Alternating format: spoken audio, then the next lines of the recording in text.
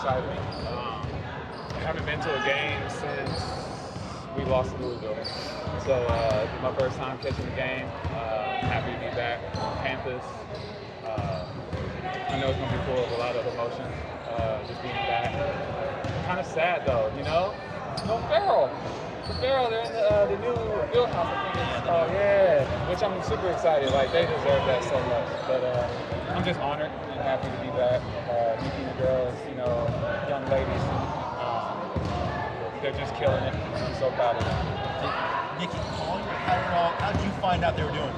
Well, I found out through the team and, you know, agents and everybody. And I was kind of blown away. I definitely wasn't expecting it. And, you know, they came up and saw the game in Dallas. And I got to, you know, talk with them and see them before our game started.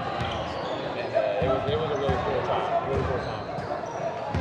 Rebecca Allen is going to be joining you guys in Phoenix. What is your reaction to that? It's just announced. Super excited.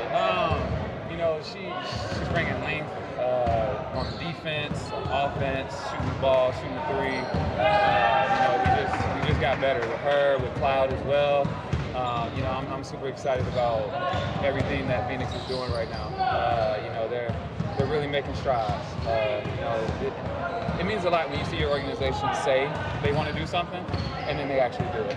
You know, and follow through on the back end. I mean, you can't ask for anything better than that. BG, have there been any special moments on or off the court for you during this USA training camp? A lot. I mean, a lot. Just being here, wearing USA on my chest. I think the first one in November was a little bit more emotional. You know, but each time we're out here on this court competing, it's just a different level, and it's just always amazing when I get to represent my country. My dad, you know, he fought for our country, Vietnam, 68, 69, with the Marines, and you know, before basketball, I actually wanted to go to the military. So, you know, this is my way of doing something for my country. Hi, BG. Speaking of the organization, there's been a lot of transition and big sort of improvements and changes over the past year with Matt coming in, new coaching, new players. Yes, as someone who's been there the longest with DT, what's the feeling like to just sort of see them level up in the ways that they have? Yeah, I mean, like I was saying, you know, your organization talks about leveling up, talks about giving back to the players, making sure, you know, our experience is, you know, the best. And Matt, Nick, everybody has came in, you know, made now, and they're doing that. They're seeing things that are not right, and they're changing those. And you know, we're bucking the system a little bit and forcing the system to change too a little bit. You know, across the board, everybody in this league deserves everything at the highest level, and I'm just glad our organization is doing it. A number of the biggest players, this is changing gears a little bit, but a number of the biggest stars in the W, you know, have elected to go back to China this offseason. They've opened up their borders in that league. I guess just kind of what's your reaction to seeing, you know, some players go back there knowing that, you know, the U.S. and China also domestically, you know, they have some strong relations. Yeah, I mean, I never get in the business of other players and where they choose to go play. You know, I know some players that are, you know, playing in Russia too right now still. And, you know, my only thing to everybody that's going to these countries is just really understand what could happen if things go wrong. Understand who you need to call. Understand to let your government know where you are. Uh-oh. Hold up. Bear trap. It's everybody. Bear trap.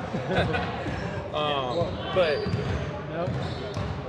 I don't know everybody's financial situation.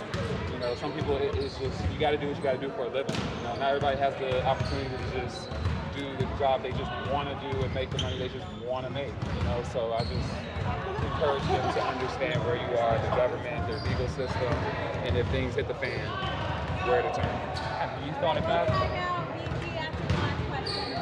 BG, how can we use the Olympics to capitalize on the growth of women's sports, especially? Hold on, I'm sorry.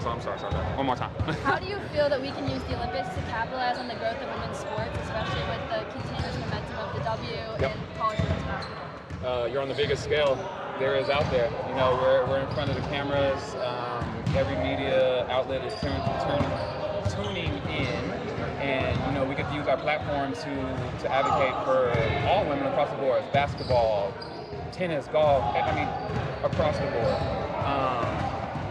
Even ping pong, as I've heard somebody recently say. But you know, we get to use that to advocate, to bring light. Somebody that may not watch our sports, but they watch the Olympics, you know? There's a lot of people that don't really watch sports day to day, but they tune into the Olympics. Now they're understanding and hearing, you know, what we're fighting for, and maybe they can help us out. What was the last one you guys?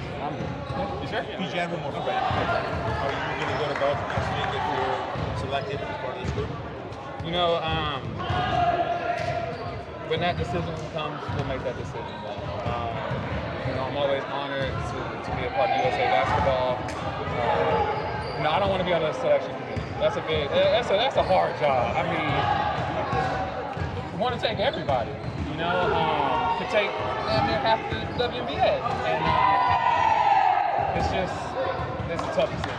And you know, to our stock, you know, we make it hard for them to pick. Cool.